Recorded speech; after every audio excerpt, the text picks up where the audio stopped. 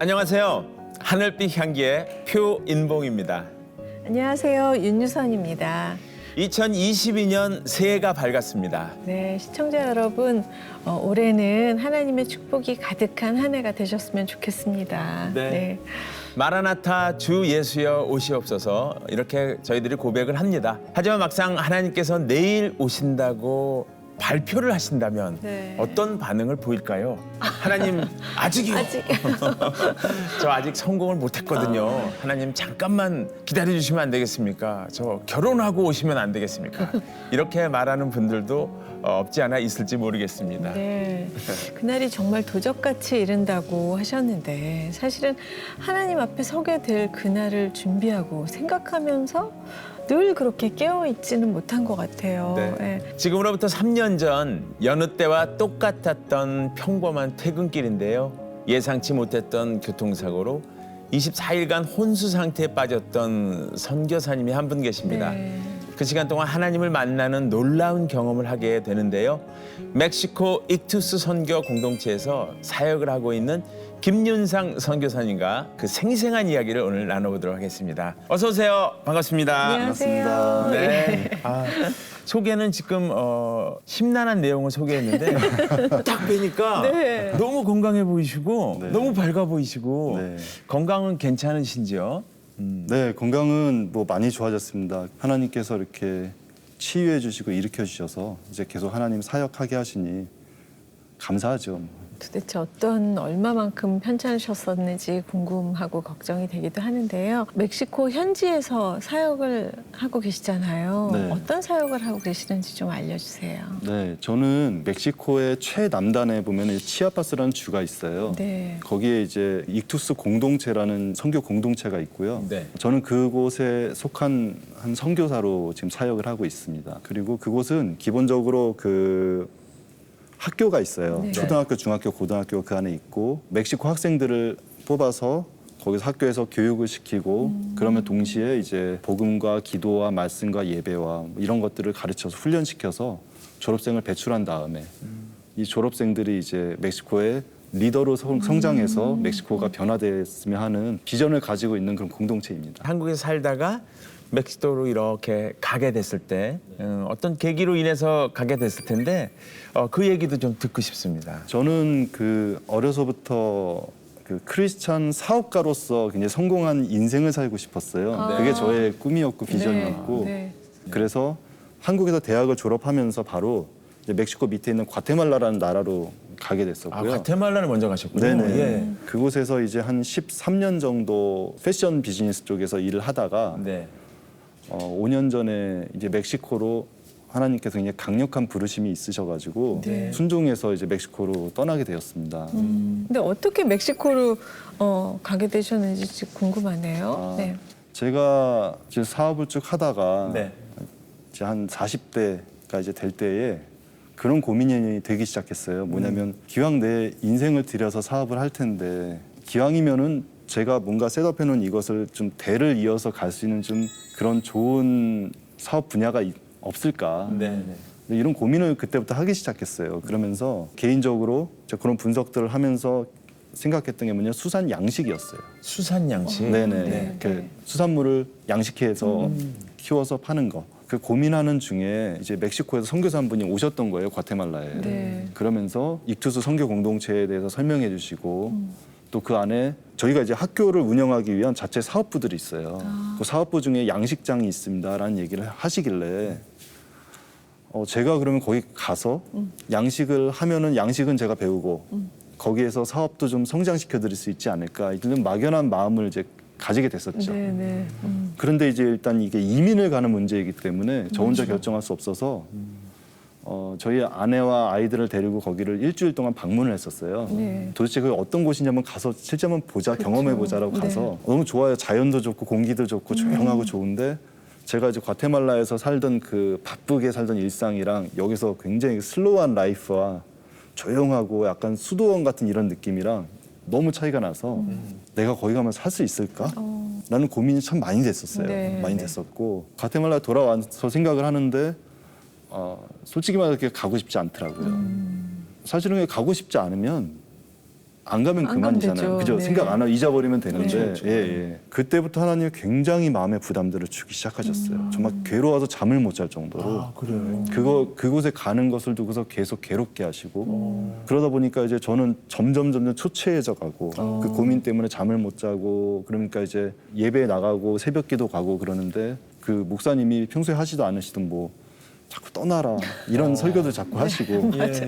예, 또 말씀이 뭐 자꾸 오는군요. 네네. 예, 예. 그냥 온 주변 사람들 만나면 떠나라 이런 말씀을 은연 중에 계속 하시고 제 아내도 기도하면서 그런 말씀을 계속 받고 또 심지어는 제 아내도 너무 이게 고민이 돼가지고 네. 고민하다가 나중에 위궤양까지 걸리더라고요. 아, 네. 그래서 이제 아내랑 야, 하나님께서 이 정도까지 말씀하시는데 우리가 믿는 사람으로서 우리가 순종해야 되지 않겠냐 해서 결정하고 짐 싸서 이제 멕시코로 떠나게 된 거였어요. 그렇게 시작이 됐습니다. 그럼 그렇게까지 부담을 주셔서 하나님이 주셔서 갔는데 보통 그러면 이제 길이 쫙 하나님이 예비해 놓으신 세팅이 뭔가 기다리고 있을 것 같잖아요. 네네. 네. 어떠셨어요? 하나님이 떠나라고 그렇게까지 강권을 하셨지만은 네. 동시에 이제 저희가 기도할 때 주셨던 그 말씀은 사실은 광야라는 말씀을 계속 주셨었어요. 그래서 아, 이곳에 가면 우리가 되게 편안하고 굉장히 좋은 이런 것들이 아니라 뭔가 좀 어려움들이 우리 삶에 있겠구나라는 것을 감안을 하고 그곳으로 떠나게 됐었어요. 그런데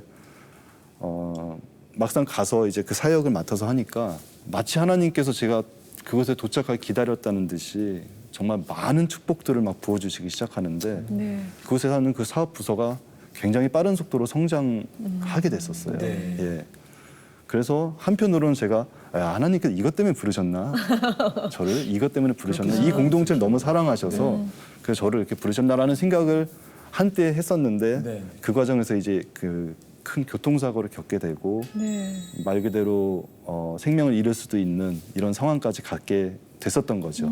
그러면서 본격적인 광야가 시작이 됐었던 겁니다. 네. 네. 도착한 지 얼마 만에 사고가 나신 거예요? 도착하고서는 한 1년 3개월 때 네. 사고가 났습니다. 네. 그때 기억으로는 늦은 시간이었어요. 한 10시 반, 11시쯤 됐던 것 같고 그날 비가 많이 내렸어요.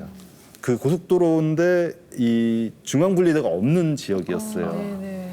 그래서 거기서 이제 앞에 오던 차랑 정면으로 충돌을 하게 됐었고 그다음부터는 사실 기억이 없죠, 제가. 네. 정신을 잃으셨으니까. 네네. 그렇게 해서 이제 응급실에 실려가게 됐었고 굉장히 출혈이 많았었다고 그래요. 그러니까 밖으로는 깨끗했는데 안으로 출혈이 심해가지고 이제 내장이 파열이 돼가지고 이제 나중에 의사 얘기로는 그렇더라고요. 제가 이미 병원 도착했을 때 한 피가 60% 정도가 이미 빠져나왔었대요. 출혈이 돼서. 그 정도면 사실은 살아서 병원에 갈 수 없는 상태였는데 네. 다행히 숨은 붙어 있었던 거고 긴급 수술을 했었고 그래서 이제 파열됐던 곳을 수술해 제거를 했어요. 제거를 다 했는데 그때 파열된 곳이 좀 남아있던 곳이 있었던 거예요. 그러고서 이제 수술을 하고 배를 닫아놨는데 이제 한 나흘 정도 지났을 때부터 이제 배에서 고름이 막 흘러나오기 시작한 거예요. 왜냐하면 그 파열된 데서 또 이제 막 흘러나와서 네. 감염이 되고 이렇게 돼가지고 그러면서 이제 배에 복막염도 생기고 네. 폐렴도 생기고 폐혈증도 생기고 그러니까 의사들이 이제는 가망이 없습니다. 이제 이렇게 됐었던 거죠. 온 가족들이 그때 다 와 있었는데 네. 저는 모르죠. 그 의사가 그렇게 하는 얘기 저는 직접 듣지는 못했었지만 이제 가족들은 이제 그런 얘기들을 듣고 이제 힘든 시간을 견뎠어야 했었죠. 네. 말씀을 이렇게 해주시는데 그 남의 얘기 같이 지금 들리는 거예요. 너무 평온하게. 예.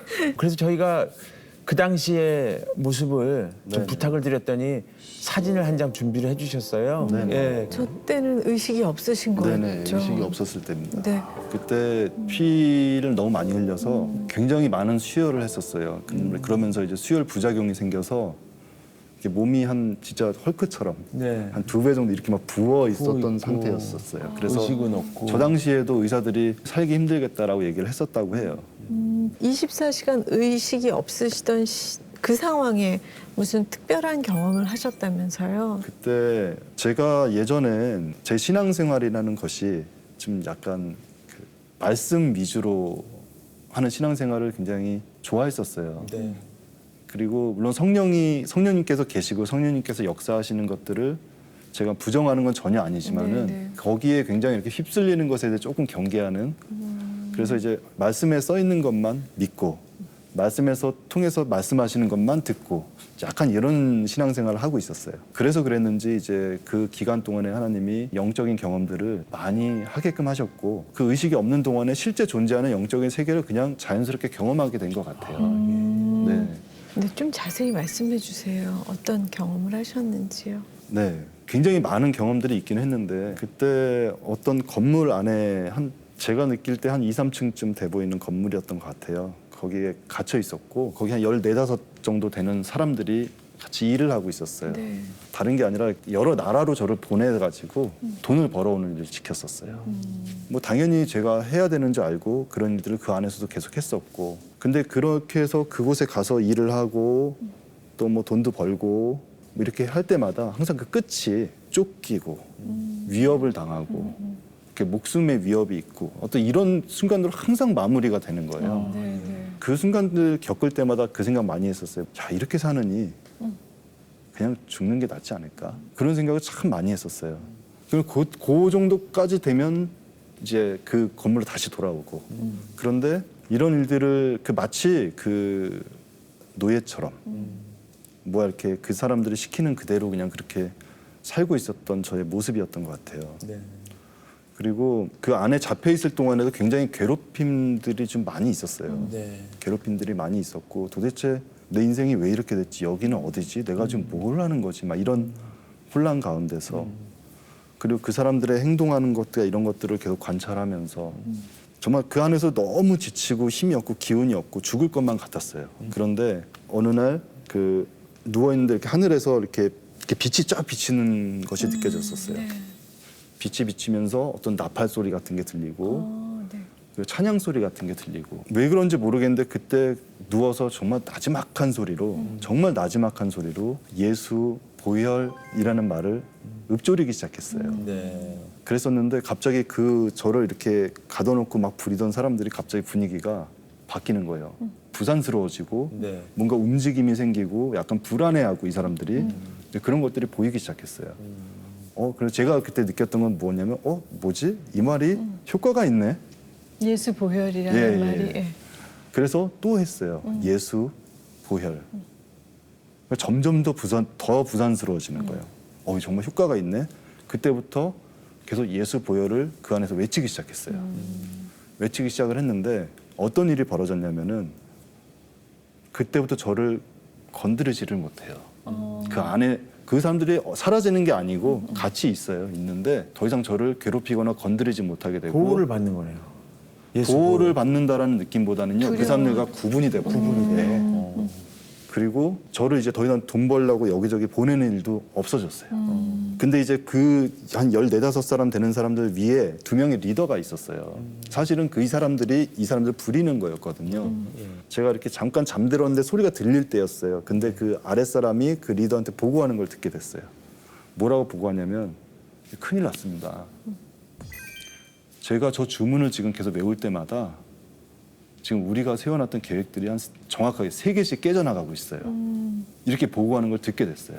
그러면서부터 내가 이것을 외칠 때마다 이 사람들이 가지고 있는 이 계획들, 결박들, 속이는 것들 이런 것들이 깨져나가는구나. 이것을 깨닫게 되면서 그때부터는 아예 대놓고 이 말씀을 가지고 싸우기 시작했던 것 같아요. 네. 조금 전에 얘기하신 10명 정도의 네. 부리는 사람이 있고 그 위에 이제 리더가 있다고 들었는데 네네. 그 리더가 이제 본인이 생각하시기에는 사단. 네네, 좀 그렇다고 생각합니다. 네. 예. 저희들은 이제 직접 경험을 못했던 사람들이니까 네. 경험한 자로서 좀 더 알려주신다면 네. 어떤 느낌인지 생김새나 네네. 기타 생김새는 우리가 이제 사탄하면은 악마하면은 맞아요. 어떻게 뿔 달리고 네. 뭐 혓바닥 길고 막 이런 거 생각할 수도 있는데 그건 아니고 그냥 사람의 모습을 하고 있었어요. 그리고 눈에 띄는 특징들이 있었어요. 그것은 무엇이냐면은 첫 번째는 돈을 정말 좋아해요. 돈을 위해서 뭐든지 돈을 하는. 너무너무 좋아해요. 그래서 어떻게든 그 세상의 사람들을 잡아서 그 사람들을 속여서 어떻게든 자기네들이 돈을 빼낼까 이것만 고민하고 있어요. 두 번째 특징은 뭐였냐면은 그 모든 대화나 그곳에서 행동하는 것들이 굉장히 음란했었어요.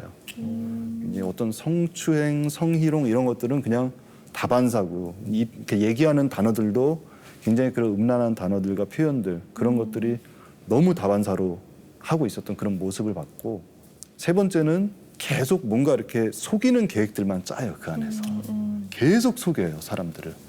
그러니까 그런 모습들을 이제 제가 관찰했던 이제 세 가지 큰 특징이었습니다. 그게. 누군가가 얘기를 해준 그 부분이 있었어요. 그러니까 예수 보혈 네.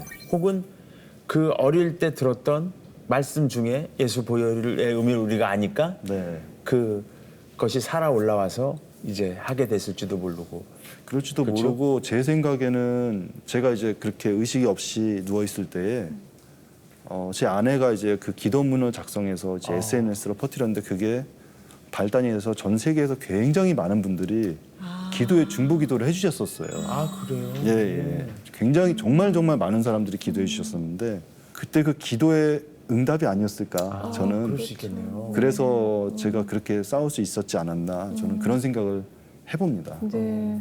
그래서 어떻게 됐어요? 그 상황이. 예. 어느 날 그 건물을 빠져나오게 됐어요. 제가 2, 3층쯤 돼 보인다라고 했던 이유는 나와서 봤으니까 네, 네. 그랬던 거고 나오니까 밖에 이렇게 자갈밭이 있었고요. 그리고 이렇게 옆에 그 건물 옆으로는 이렇게 바다처럼 이렇게 물이 있었어요. 그리고 앞에 큰 돌산이 2개가 보였었는데 그 돌산 오른쪽 돌산의 꼭대기에 누군가 서 있어요. 네. 근데 이렇게 몸에서 광채가 나는 어떤 사람이 서 있는 거예요. 네. 그런데 딱 보니까 알겠더라고요. 그게 예수님이셨던 거예요.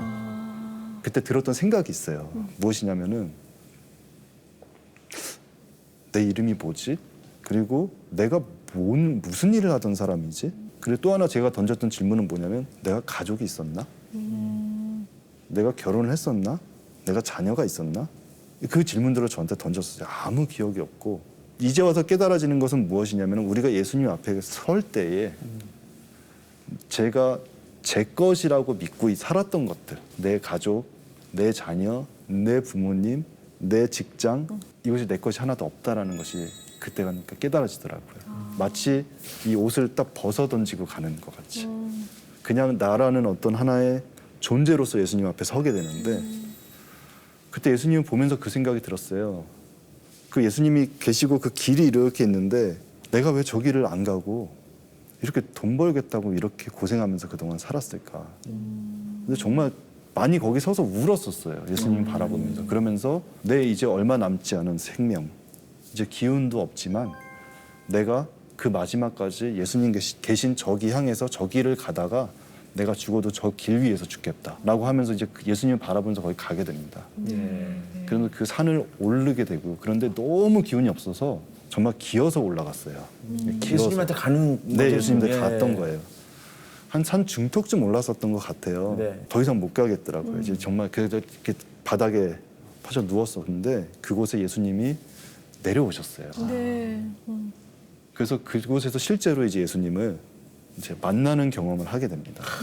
그래서 딱 만났을 때 뭐 무슨 말씀을 뭐 그동안 내가 얼마나 아팠는데 뭐 얼마나 힘들었는데 뭐 이런 말씀을 하실 수도 있잖아요. 대화를 좀 네. 나눠 보셨는지요? 네, 예. 네. 금방 알게 됐던 게 뭐냐면 이곳이 내가 내 인생을 정리하는 심판의 자리이구나 라는 것을 바로 알게 됐어요. 모든 사람들이 멀지 않은 시간 내에 모두가 겪게 될 예외 없이 겪게 될 그 심판의 자리 그것을 경험을 하게 됐고 그곳에서 있었던 일을 좀 말씀을 드릴게요. 네네. 우리가 막연히 생각하는 그 우리 인생의 마지막에 있을 그 심판이라는 것 그것이 어떻게 이루어지냐면요. 저 같은 경우 예수님이 계셨어요. 제가 있었고 그 다음에 그 아까 말씀드린 그 사람들 잡고 있던 그 리더가 둘이 있었다 그랬잖아요. 네. 그중에 한 명이 올라왔어요. 그 자리를. 네네. 그리고 나서 이제 그 셋이 모두 보는 그 상황에서 제 인생이 파노라마처럼 쭉 펼쳐지는 거예요. 네. 근데 그것을 이제 예수님도 보시고 사탄도 보고 그러면 사탄이 그것을 보면서 그 잘못했던 순간들을 계속 끄집어서 예수님한테 참소를 해요. 예수님 보세요. 쟤 저렇게 살았잖아요. 예수님 보세요. 쟤 저때 저랬잖아요. 이런 것들을 계속 하는 거예요. 이유는 무엇이냐면은 이 심판이 다 끝나고 나면 저를 데려가려고. 데려가려고. 예수님도 저의 그 부끄러운 인생들을 다 보시면서 제가 잘못한 것들에 대해서 한마디도 정죄하지 않으시는 거예요. 나중에 이제 알게 된 말씀이지만은 깨닫게 된 말씀이지만은 그러므로 그리스도 예수 안에 있는 자에게는 결코 정죄함이 없나니라고 하신 것이 어떤 이론이 아니라 우리가 심판의 자리에 갔을 때에 믿는 우리에게 예수 그리스도 안에 있는 우리에게 실질적으로 일어날 일이라는 것을 깨닫게 됐어요. 그러니까 사탄이 계속 참소하다가 나중에 정말로 제 누워 있는데 제 머리맡에서 예수님한테 이렇게 말하고 갔어요. 예수님, 도대체 얘가 뭔데 그렇게 붙들고 안 놔주십니까? 이렇게 예수님한테 굉장히 그 뭐라 그러죠? 되게 불평 이러면서 돌아갔어요. 네. 그러고 나서 이제 저의 삶에 대한 평가가 그때부터 이루어지기 시작합니다. 예수님의 평가. 네네. 네. 제가 잘못한 것들이 제가 죄 지은 것들이 그대로 기록이 남아 있어요. 네. 남아 있지만은 예수님이 그것에 대해 정죄하지 않으셨던 그 이유는 제가 단순히 예수를 믿었기 때문에 그리고 예수님께서 가치 있게 평가하시는 그 순간들을 뽑아내셨어요. 저는 깜짝 놀랐던 것은 제 그 일생에 예수님께서 뽑으신 그 인정해 주시는 시간이 너무너무 적었던 거예요. 뭘 인정해 주시든가요? 예. 무엇을 인정해 주셨냐면요. 제가 살면서 정말로 예수님과 동행했던 순간들만 뽑으셨어요. 독실한 기독교 가정에 태어났고 자랐고 어려서 교회에서 많은 시간을 보냈고 네. 모든 예배에 참석하고 뭐 찬양단, 성가대, 뭐 선교도 가고 교회에서 하는 모든 일들을 많이 하면서 자랐는데 네. 저도 인식하지 못했던 저의 마음속에 동기들이 거기서 드러나는 거예요. 근데 그것이 무엇이었냐면 저의 경우 사람한테 인정받고 싶었던 거였어요. 믿음 좋은 청년으로 네, 네. 신앙 좋은 크리스찬으로 사람한테 인정받고 싶었던 그 마음의 동기들이 거기서 다 드러나는 거예요. 그리고 그 사람한테 인정받고 싶었던 저의 인생의 그 순간들은 예수님 앞에서 하나도 인정받지 못했어요. 그런데 도리어 그 뽑으셨던 순간들 중에는 어떤 순간이 포함이 돼 있었냐면은 정말 한번 사업을 하면서 정말 돈을 한번 싹 다 잃은 적이 있었어요. 네. 정말 구자의 돈이 정말 제로가 딱 보이는 처음으로 목격해서 네. 제로. 빵원. 네, 빵. 빵원. 네, 그거를 확인하고 집에 들어가는 그날 발걸음이 너무너무 힘들었어요. 그렇겠죠. 예. 어디 의지할 데가 없었어요. 어디 붙들 데도 없었고 사람을 의지할 수가 없는 그 상황. 그때 집에 들어오는데 이거는 내가 오늘 예수님한테 좀 기도 좀 해야지 이게 아니라 딱 들어오면서 그냥 꿀려요. 무릎이 네, 그냥 그냥 무릎이 자동으로. 끌리고 네. 정말 방에 들어가서 그때 기도를 하는데 그때 마음이 정말 절실했던 것 같아요. 예수님, 하나님 살려만 주십시오. 제가 할 수 있는 것이 아무것도 없습니다. 살려만 주시고 저희 가족들 살려만 주세요. 정말 그렇게 예수님 하나님께 매달렸던 그때 기억이 있었는데 그 고백이 참 중요한 것 같아요. 제가 할 수 있는 것이 없습니다. 그리고 저의 삶의 주인은 하나님이십니다. 네. 인생의 모든 면면들을 다 이렇게 이제 보여주시는 시간을 경험하신 건데 그렇게 해서 이제 의식이 돌아왔단 말이에요. 24일 만에. 그게 다가 아니고 그 이후에도 또 생사를 오가는 고비가 또 있었다는 얘기를 제가 들었거든요. 사실은 이제 제가 중내 만에 마음고생했던 거는 그동안은 제 가족이었던 거죠. 저는 뭐 전혀 의식이 의식이 없으니까. 없었으니까. 근데 이제 깨어나고 나니까 네. 정말 깜짝 놀랐어요. 제가 사실은 사고 난 것도 모르고 있었어요. 내가 여기가 어디고 내가 왜 이 몸이 이런 상태고 내가 왜 이렇게 누워 있고 혹시 멕시코 어디 가다가 내가 테러를 당했나? 혹시 지나가다 총을 맞았나? 뭐 이런 생각까지도 들었었어요. 네네네. 그리고 이제 그때 뱃속에 감염이 너무 심해가지고 그 대장을 이렇게 잘라가지고 이게 몸 밖으로 빼요. 그리고 여기다 봉지를 달아서 네네. 이제 대소변이 거기로 나가는 거예요. 그 이제 장루라는 것을 이제 설치를 했었고 이게 여기 몸에 주머니 달려 있는 것도 너무 황당하고 앞으로 이렇게 살아야 되나. 그리고 다리는 아예 건드리지도 않았어요. 그때 다리가 복합골절이 생겨서 완전히 부서졌었는데 제가 깨어났을 때까지 다리는 건드리지도 않았어요. 왜냐하면 이 사람 뭐 죽을지도 모르는데 다리 수술하고 있을 필요가 없잖아요. 네. 그러니까 그런 상태로 깨어나니까 너무 무기력하고 힘든 거예요. 먹는 거는 상상도 못해요. 그렇죠. 물 한 모금도 못 마셨어요. 그래서 그 빨대 중에도 아주 그 얇은 빨대 있어요. 그거에다가 이렇게 손으로 이렇게 해서 물을 몇 방울 입에다 넣는데 그거 마시면서도 콜록콜록거리고 뭐 이런 상태였어요. 네네네. 그럼에도 불구하고 계속 죽지 않고 이렇게 조금씩 회복이 되고 있었고 그러던 어느 날 이제 이 장루라는 데로 어느 날부터 갑자기 피가 쏟아져 나오기 시작을 하는 거예요. 안 좋은 거 아니에요, 그러면? 네, 예. 네. 그때 이제 장 등에 출혈이 나기 시작해서 막 피가 쏟아지는데 굉장히 많은 양이 쏟아졌어요. 그래서 그렇게 한 두어 번 쏟아지고 나니까 혈압이 툭 떨어지더라고요. 혈압이 떨어지고 정말 손발이 정말 너무너무 차가워지고 혈압이 떨어지니까 맥박이 또 확 올라요. 피를 막 보내야 되니까 없는 피를 가지고 그러니까 이러다가 이제 피가 딱 심장이 멈추면 가는 거거든요. 그렇죠. 예. 그럼 이제 수혈을 하면 되는데 문제는 이제 시골의 조그만 병원이다 보니까 피가 없었던 거예요. 네.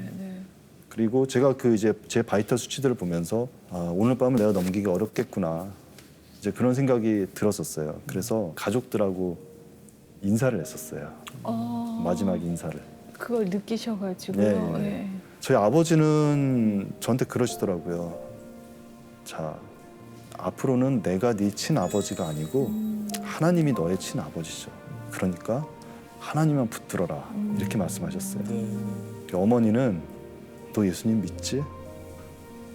너 오늘 죽어도 어머니는 너무 이렇게 직설적으로 너 오늘 죽어도 천국 갈 수 있지? 이거를 확인하시더라고요. 그리고 이제 그때 제가 제 자녀들을 한 번도 보지도 못하고 안아주지도 못하고 사랑한다 말도 못해주고 간다고 생각하니까 그게 너무 마음이 미어지더라고요. 그래서 의사들한테 사정을 했어요. 아이들 한 번만 보게 해달라. 저는 아들만 셋인데 다는 올 수 없었고 이제 큰 아들 한 명만 네. 허락을 받고 이제 마스크를 2개 쓰고 들어왔어요. 거기서 제가 이제 유언을 남기게 된 거죠. 네. 저희 아들 이름이 예준인데 예준아 이거 꼭 기억해야 돼. 예수, 고혈, 그리고 구원. 이것을 꼭 기억하고 이거 오늘 집에 돌아가면 동생들한테 꼭 가르쳐줘. 그리고 이것만이 네가 앞으로 살면서 세상을 이길 수 있는 힘이야. 저는 그날 사실은 그런 경험을 했음에도 불구하고 네. 또 죽는다고 생각하니까 두려움이 오더라고요. 네. 그런데 이제 제 아내는 나 오늘 죽으면 어떻게 하지? 라고 얘기를 하면 뭐라는지 아세요? 제가 하나님이 일하고 계셔. 쓸데없는 소리에서 초치지 마.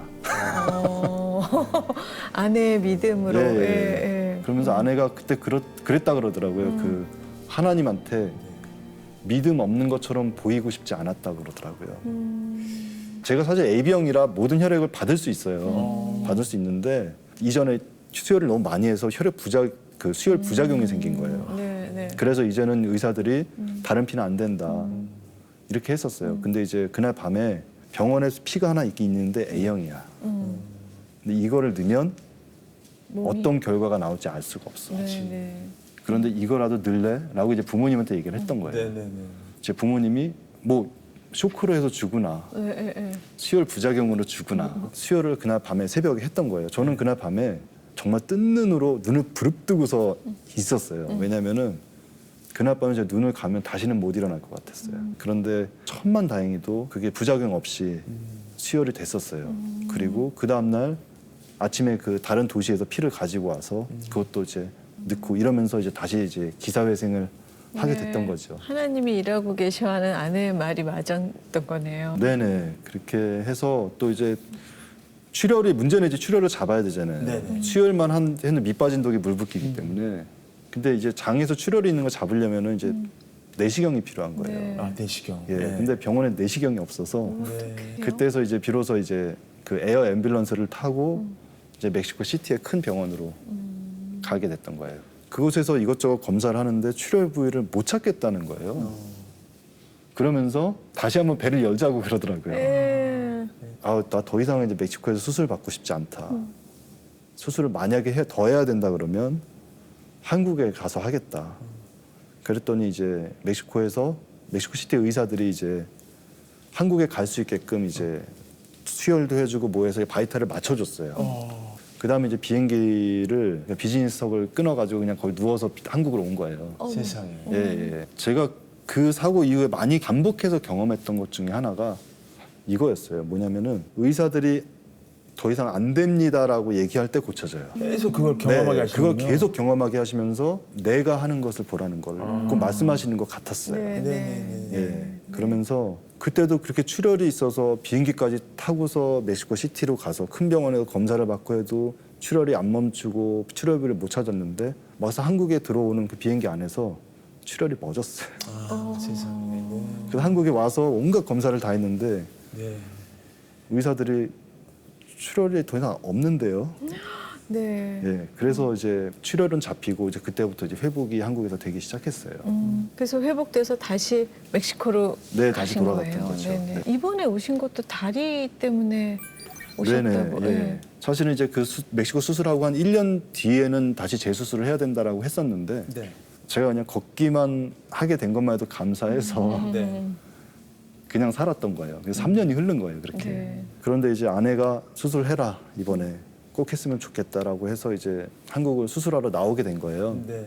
제 다리 대퇴부 쪽에 이게 길게 철판이 다 대져 있었고 나사들이 많이 박혀 있었고 무릎에 이제 그 무릎뼈가 깨져가지고 이게 철사로 이렇게 감아놨었거든요. 네. 그래서 이제 이거를 좀 빼러 한국에 왔었고 네. 엑스레이밖에 찍을 수가 없어요. 철판이 있으면은. 그래서 이제 뼈 상태를 보고 이제 그 쇠만 제거하자 이렇게 해서 한국에 왔었던 건데 제가 이번에 한국에 들어와서 저 정말 많이 느꼈던 것은 하나님이 저한테 되게 너무 잘 대해주시는 느낌. 이 느낌을 너무 많이 받는 거예요. 네. 아, 그래요. 예, 제가 하나님한테 정말 그런 기도도 했었어요. 하나님, 왜 저한테 이렇게 잘해주십니까? 왜 저한테 이렇게 마치 그 다윗의 고백처럼 저를 왜 이렇게 존귀한 사람처럼 대해주십니까? 제 다리를 이제 수술을 이제 첫 번째 해준 의사가 제 대학교 후배였어요. 그런데 이제 의사가 이제 그 철판 같은 게 나사 같은 게 뼈에 박으면요. 이게 보통 1년 지나면 안 건드린대요. 뽑히지도 않고.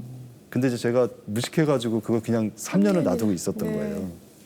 근데 수술하러 가서 수술하기 바로 직전 마지막 상담에서 그 후배가 그러더라고요. 무릎 이것만 빼는 거는 그러신다 그러면 저는 너무 좋습니다. 저야 땡큐. 쉬우니까.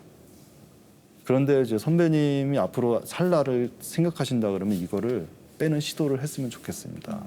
왜냐하면은 이 무릎 이번에 다치셨던 거 감안하면 앞으로 관절염이 생길 수 있는데 그거 대비하려면 이거를 지금 빼셔야 됩니다.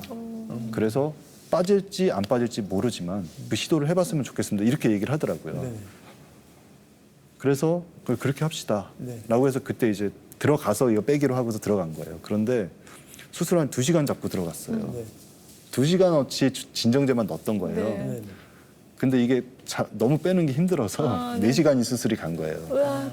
그러니까 제가 수술 중간에 깬 거예요. 깼어요. 깼는데 정말 그 수술하는 이렇게 소리가 다 들리는데 네. 네.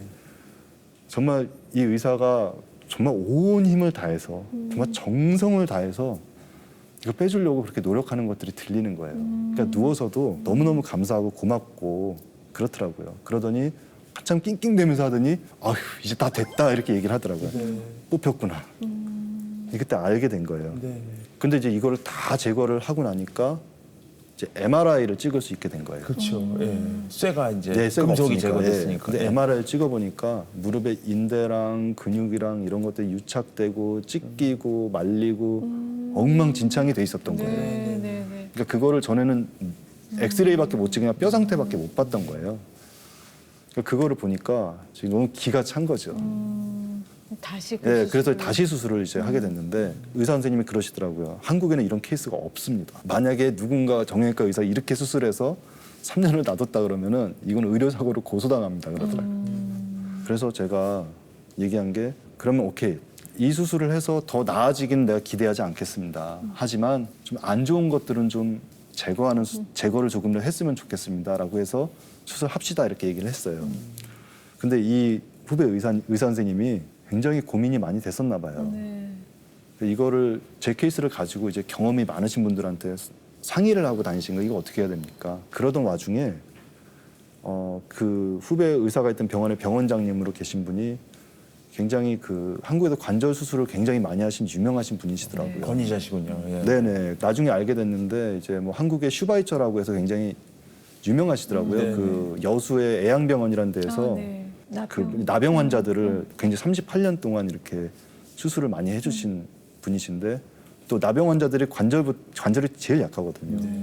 그러니까 굉장히 관절에 관해서는 그러니까 최고의 심한 케이스들을 다 임상을 많이 해보신 그분께서 그 보시더니 후배 의사랑 이분이 같이 들어와서 수술을 해주시고 굉장히 좀 일반적이지 않은 좀 독특한 그런 방법으로 수술을 해갖고 네. 정말 기대 이상으로 다리가 많이 회복이 됐습니다. 그런 과정을 거치시면서 예, 본인한테는 선교사님한테는 어떤 점이 변화가 있었을까요? 이게 이제 사실 굉장히 이제 중요한 것이 이것인데요. 네. 첫 번째는 꼭 제가 그 다른 분들과 나누고 싶은 것은 그 아까 말씀드렸던 그 심판의 자리예요. 네. 그것은 어떤 몇몇 사람들의 시범 케이스로 가는 게 아니고 모든 사람이 예외 없이 그 자리에 서게 될 거예요. 그런데 거기서 살아남는 방법을 알아야 된다라는 거죠. 거기서 살아남지 못하면 사탄이 그냥 데리고 가거든요. 네, 네. 그렇다면 이 심판하시는 그 예수님이 가지신 기준이 무엇이냐를 우리는 반드시 이해해야만 되는 거죠. 네. 근데 그것이 무엇이었냐면은 예수님을 그리스도로 믿는 믿음이었어요. 그것을 믿느냐 믿지 않느냐 이것이 기준이었던 네, 거예요. 네. 왜냐하면은 이렇게 삶을 펼쳐놓고 보니까 아무리 잘 살아도 너무나 많은 죄들이 있었는데 문제는 죄를 사함을 받아야 되거든요. 하나님 나라에 천국에 들어가면 죄 사함을 받아야 되는데 맞아요. 네. 우리가 아무리 좋은 뜻으로 좋은 일 많이 한 것으로는 죄 사함을 받을 수가 없는 거예요. 오로지 죄 사함을 받을 수 있는 유일한 방법은 예수님을 그리스도로 믿는 그 한 가지 방법밖에는 없는 거죠. 네. 그리고 그 심판하시는 분은 오로지 예수님밖에 없어요. 그러니까 예를 들어서 뭐 저쪽에 다른 신도 있고 저기 다른 신도 있고 그 중에 한 분이 예수님이시라 그러면 제가 그렇다고 이 말씀을 드릴 텐데 그게 아니라 오로지 예수님만이 그 권세를 가지고 계시고 심판자로 계신 거예요. 그렇기 때문에 우리 모든 사람들 교회에 나오든 나오지 않든 예수를 믿든 안 믿든 심지어 평생 살면서 예수라는 이름을 들어보지도 못한 사람들조차도 예. 그 자리에 쓸 수밖에 없게 되는 거예요. 그렇기 때문에 그 이후에 이것을 경험한 이후에 저의 삶은 크게 달라진 것은 이것이에요. 무엇이냐면 전에는 믿음을 가진 크리스찬으로서 살았다 그러면은 네, 네. 이제는 복음을 전하는 사람으로 살게 되는 거예요. 왜냐하면 이거를 전하지 않을 수가 없어요. 너무나 많은 사람들이 임박해 있는 심판 가운데 준비가 돼 있지 않은 거예요. 그렇기 때문에 제가 만나는 모든 사람들, 그게 뭐 엄청난 많은 사람들은 아니겠지만은 그 지금 갇힌 이 시간이 우리의 인생의 서로의 인생의 마지막 순간일 수 있다라는 생각이 들어요. 그렇기 때문에 이 마지막 순간일 수 있는 이 순간을 내가 무엇을 얘기할 것인가? 저는 예수 그리스도의 그 복음을 얘기하는 것만큼 그 상대방을 향한 최고의 제가 줄 수 있는 사랑은 없다라고 생각해요. 왜냐하면 제가 뭐 도와줄 수도 있고 제가 여유가 된다 그러면 뭐 시간을 들여줄 수도 있고 무슨 상담을 해줄 수도 있겠지만은 그런 것들은 사실 그래도 일시적인 것들이거든요. 그 사람에게 생명을 줄 수 있는 것, 그 사람이 살 수 있는 방법을 알려주는 것은 오로지 예수 그리스도의 복음밖에 없는 것이죠. 근데 그런 삶으로 변화가 됐던 것 같고 그런 삶으로 변화되는 데 있어서 저에게 있어서 가장 큰 저의 내면의 변화는 이것이었어요. 무엇이냐면 주인이 바뀐 것이었어요.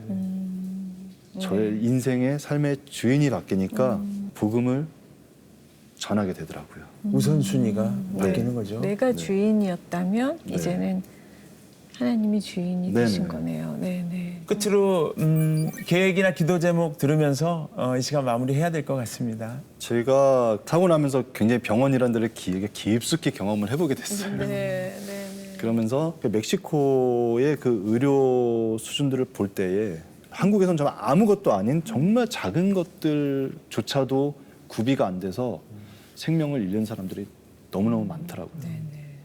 그래서 제가 한국에 이 발달돼 있는 이 기술과 제품들과 어떤 그 의료 기기들을 가져다가 멕시코에서 쓸 수 있게만 해준다 그러면은 많은 사람들이 많은 생명들을 살릴 수 있지 않을까. 네.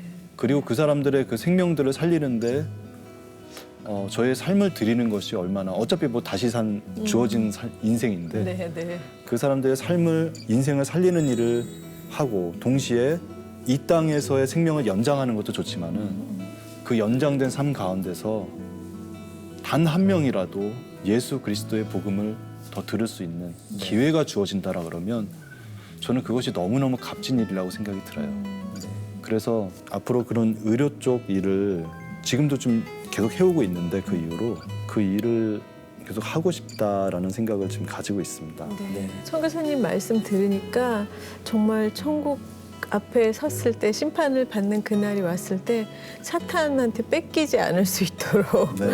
예, 예수님이 꼭 잡아주실 수 있도록 저도 예수님을 꼭 붙들고 있어야겠다는 생각이 들었습니다. 네. 오늘 나와주셔서 너무 감사합니다. 네, 감사합니다. 감사합니다. 고맙습니다. 네.